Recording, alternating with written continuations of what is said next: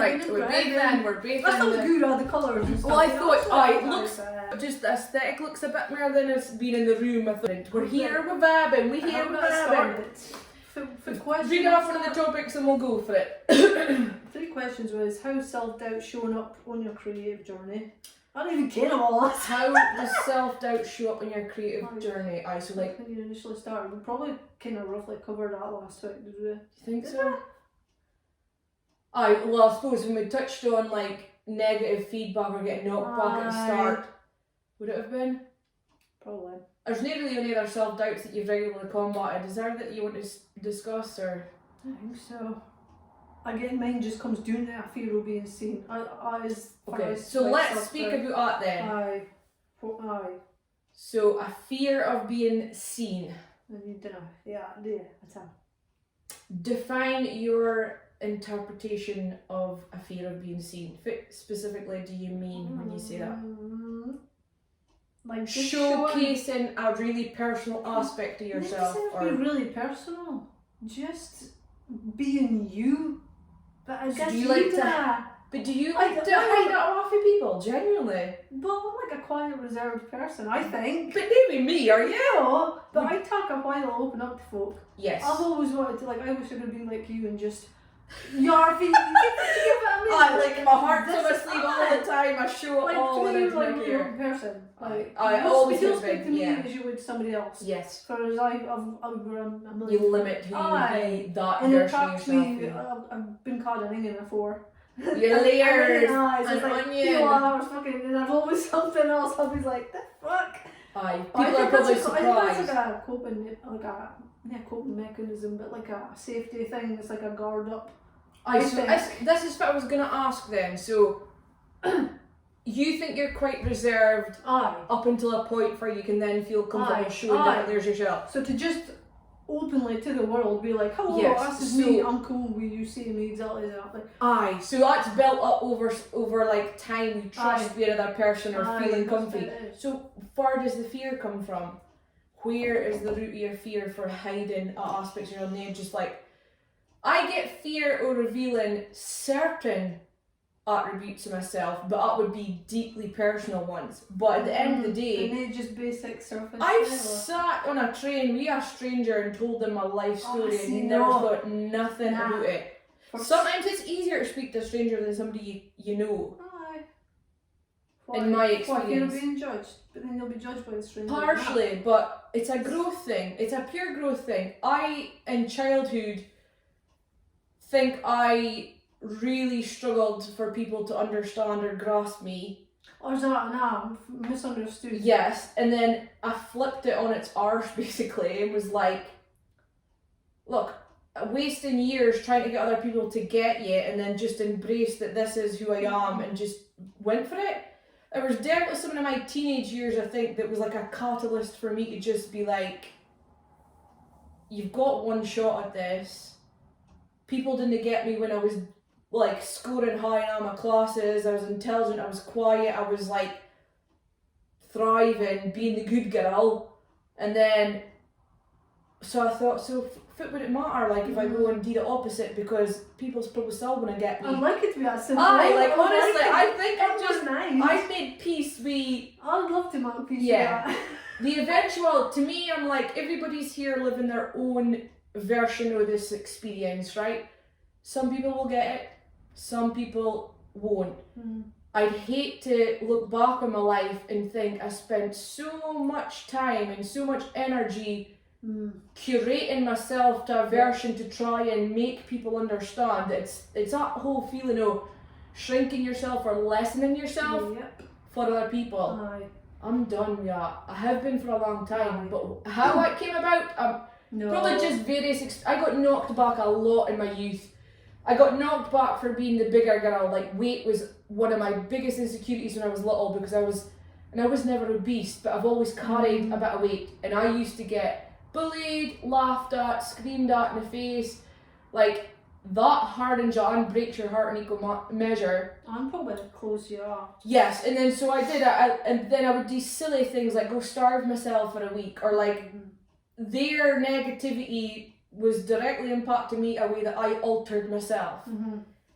And then when I became like a teenager and found a bit more confidence and then lost weight, my puppy fat and all that, and started coming at myself, I was still met with criticism about my weight this time. It was maybe because I dressed like a goth or I had an emo look, and I think something in me just clicked that no matter what you do, somebody's gonna find a reason to like call you out, be negative, just not appreciate you for who you are. So rather than try to doctor that version of myself to help everybody else or please everybody else, I was like, I have to do it for me because I like it, because I want it, and fuck everybody else basically. But that was a long process, but I think that's something that's inherently in me, like I have to just, I'll be me and like it or lump it kind of thing. Even when I met you, to me, you were still open, you were still... Do you think, I was like, you've, over the years, you've been suddenly like, wow, you was like, oh, when I met you, like, To me, you've always been the same, but you'll probably know a difference. This maybe does tie into learning about the human design thing as well, though, because when I speak to somebody on one-on-one, like, I kind of just see you as Louise and your aesthetic. I'm like already in your heart and your soul and your mind, like, I never ever can just look at somebody or converse with somebody and they think of an entire picture. I've never been able to just judge something for how it looks. And when you're young, a lot of people are like that, I think. Either because they're taught that way or just because like it's like their first introduction to other people or whatever. But I've never... Even with animals, like I tell you just now as a joke, but it's not a joke, but like the first pet I wanted was a cockatiel, like a bird. And my mum took me on Avery, it was like for my birthday, and Avery was full of gorgeous birds. There was lovebirds, there was cockatoos, there was parrots, everything you can think of. And I saw this bird and I was like, Mom, that's the one I want, right? And my mum still to this day ribs me about it, right? Because it was a cockatiel, but he was the runt of the litter. Now, by that I mean cockatiels are supposed to have these like glorious, huge coxcombs and big rosy cheeks and just like a really pretty looking bird aesthetically. Well, this thing was scabby. Its feathers was all matted. It had like an old man bald patch on its teeth, right? Only the front part of its coxcomb had grown, and then the rest was like bald, right? Honestly, so it was like the breeder had even says to my mum, I do not think this bird's gonna last like the week, he's probably gonna die. So my mum was like, you could pick any bird you want, and I was like, that's the one. My mum was like, are you serious? And I was like, aye. And the breeder took her aside and said, if the bird dies, come back, I'll give you another one, kind of thing. So here's me, totals about, he lived for 20 years, Louise. He was comical, he used to whistle, he learned words, like he would say, like he'd impersonate the phone, like that bird had a great life thanks to me picking him. My mum always said, she's like, you go for like the runt of the litter, or the like, she always says that, she's like, you've done that in life. When I was young, and like my best friends were habitually people that like had lost a mother or father, or they came from addiction backgrounds. She's like, because you just seem to see something beyond the surface level. And I think that's a gift. If I've sought that out for you, that's just inherently who I am, and I think I expect the same in return. That's why I'm not worried so much about my outer appearance.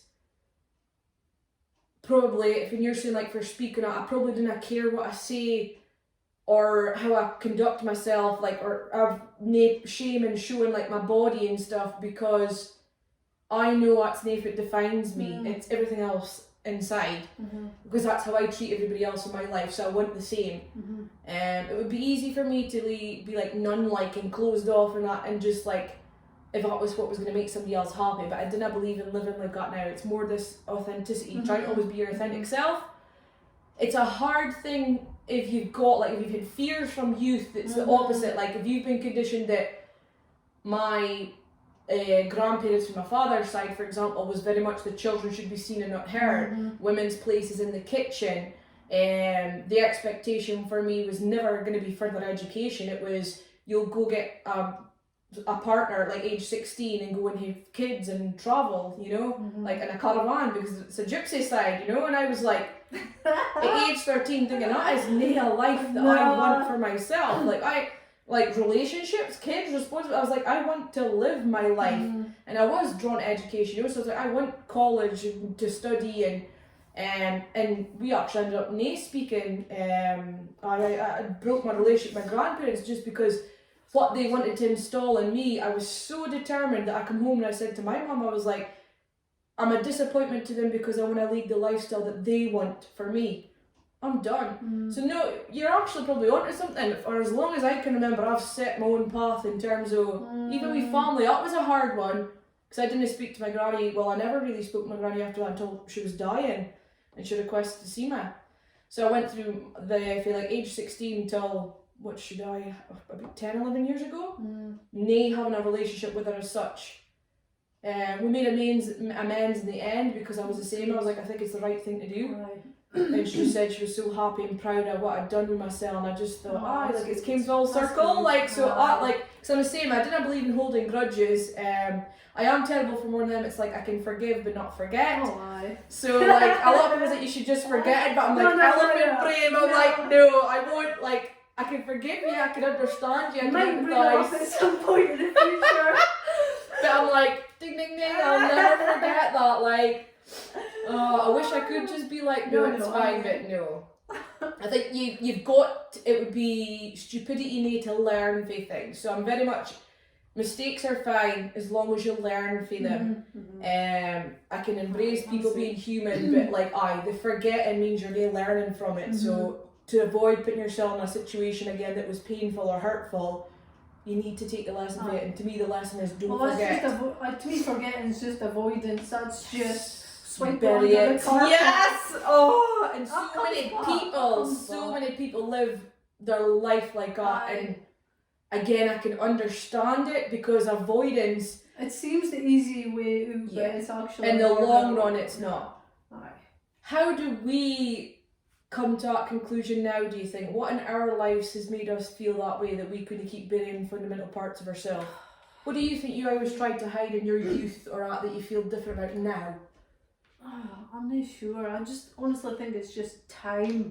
I think you get sick and tired. Well, I get sick and tired of trying to hide myself. Really, like to me, I just. You grew tired of trying to be something that you weren't. Well, I've never tried to be something I'm not, but I've never really felt accepted. I've never felt like I fit in. People get because the things I'm into is weird or different. So that defined weird by cultural or society standards. So that made me close off and be like, I'm not like you. I can't relate to you. You can't relate to me. So therefore, kind of just close myself off, hide myself away. But I think it's just time, and then. When I found art, it's like I just need to share it. And it's something an expressive outlet. And I didn't want to keep it to myself. And as time's gone on, I would never do a podcast. I would never spoke so frankly and open and honest about topics. And I think it's just starting the Instagram, putting myself out there, and you almost getting the positive feedback from people. It gives you a reassurance, like a confidence boost. Yes, and. Like the mere proof you get that what you're doing is something beneficial good for somebody, and it's helping somebody. Gives me confidence to say, okay, maybe I am onto something. Yes, definitely. So I'm proving myself wrong. And that's the goal. Like you never really want to prove yourself right. Because really? you kind of learn from that. Yes. So if you prove yourself wrong, there's growth and learning makes you feel okay, that's quite a good way of looking at it. I've never really thought about that term. Because I would either prove myself right, nay, wrong. To me, that's a good end. I mean, it always feels good to prove yourself right. I think it's a good end, but if you prove yourself wrong, there's real learning. Okay. So I think that's fair it is, and it's just age. I really think as it's you just literally age. Life's too short, like you said, to just hold yourself back. Your sense of time becomes so different as you get older, because once you're able to refer back to crucial or like impactful moments in your life, and you're like going, that was like a decade ago or 2 decades ago, it's scary because then you've got a concept of time that you didn't have in youth. So as you age, you're literally so fundamentally aware of that impending clock that you do, I think, give there's less caution with certain things you do or how you conduct yourself. You are your level of risk is always present, and it varies for different things. I find, like, I'll take more risk with certain endeavours at this stage in life than I ever would when I was young. But the flip side of it, I'm also, like, especially being a parent, so much more responsible now that I feel like risks still have to be weighed so much more significantly than they did when I was like a teenager. So like if I was a teenager, I wouldn't think about twice about up and fleeing a different country if that was my calling. But now I have the responsibility to think, 3 of their little lives and they just myself, which means my risk is very measured. It's not so much that I won't do it, but like I'd weigh up my pros and cons a lot more strategically than I would have when it was just me solo in my youth. Boom. But the main thing for risk that I was tying into all there is it's a time thing. Because then I start thinking about how much time have I invested into something, and if I uproot and go, you're starting afresh, but at this stage in life, but it's like that's a limit that I'm putting on myself, and you didn't realise it till you verbalise that, because there's no limit or set age that you should be doing certain things. Again, it's breaking through that structural expectation that society's putting us. It's like people having kids, like some people have a kid when they turn 16 themselves, and that's fine if that's the life you sought for yourself. So like by the time they hit our age, they're now like getting a second lease of life. In some ways it's really beneficial. But the reality is, to have the responsibility if it's required, most people have it a bit later. And then at one point in your life you're told you're too old to have kids. I just think it's rubbish. Like, you're physically able, if you've got any issues, to have kids probably right up until your 70s, 80s or whatever. For men anyway. And then for women, there is ways to like delay your menopause and that. So as long as you're still ovulating, you can still conceive a baby. So if you're 56 and fall pregnant, then hats off to you. Like, if it's what you want, go for it. Don't be like put off with society's ideal. You have to be a certain age or fall into a certain category. But that's something I've learned as well in time, because obviously through school you're taught that this is a road you need to go down. And with me never feeling like I fit in, and that's never felt right for me. So that's also another reason for me to just close off and just. So it takes a while to learn that there is other options out there, and you didn't need to follow. Well, that's what I was going to ask. What was your first probably like enlightenment moment to realise that you didn't have to fit into the path that was expected of you? As I touched on, that conversation with my grandparents was probably one of the first times that I thought, wow, they've got a certain level of expectation of me, but what I inherently feel is two different things. And that was when I first became aware of, I've got the freedom and choice to make decisions, and I don't have to follow a path that's like laid out for me. What about yourself? I've always known Disney feel right, and I've always known, but I've never really. It actually took me probably to find the internet, and I probably wasn't that just that like long. self-study Probably and the learning. last 10 years, I would say. I've tried all these different things, all these different courses, different routes, but it's still been education. It's still been you get the qualifications, then you do this, and it still felt boxed in. It still felt, and it still never felt right. But it actually took me to finding things on the internet and seeing people achieve things that didn't have the necessary education or qualification, and and that really opened my eyes to a whole new world. Really, there's a fine balance between what you need. Exactly. There's a fine balance between what you need to actually educate yourself on, plus experience. Like, I'm a big advocate for experience. Like, it's not when you go into a job, you could be qualified to the hilt, but you've never worked in that environment. How are you going to know if you'll thrive? You need to have a bit of both. And education doesn't again necessarily come in the form of a test result or a degree or that, because I always never understood that at school as well. When you're doing your exams, the pressure. So again, if you're an anxious person, it's an unfair reflection to dictate the rest of your future in that one day, that one moment of time, how you're feeling. When you've spent how many years studying, and you're maybe like, it's never a direct reflection of your capabilities. I feel it's really unfair, to put all that pressure on just testing. It's the one career for your whole life. To me, isn't a realistic. Again, and back to that closed-inness. You can change careers and as much time as you want, I Yeah. think, in a lifetime. And they feel guilt about it or ashamed about Exactly. it or... So it's just learning, it's just open your mind to all these different things like in the world. It's literally on your phone that you can learn yourself. And if one other person has done it, you can do it. Like the possibility. So you're inspired by seeing what other people do and like they've achieved. It's almost, that's the permission slip. Okay. I personally don't know anyone that does these things.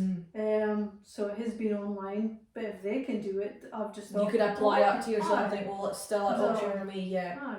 That's cool. So Learning. Never ends.